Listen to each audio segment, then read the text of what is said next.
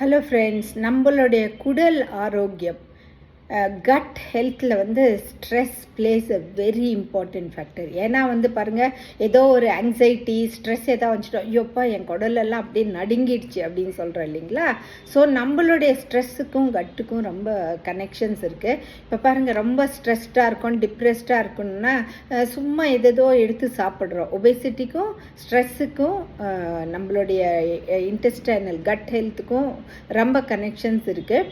இப்போ cut health அப்படின்னு எடுக்கும்போது ஸ்ட்ரெஸ்ஸு வந்து social media current life style வந்து நிறைய ஸ்ட்ரெஸ்ஸு கொடுக்குது. அது இல்லாமல் சோஷியல் மீடியா இன்டர்நெட் அடிக்ஷனும் நமக்கு நிறைய ஸ்ட்ரெஸ்ஸு கொடுக்குது.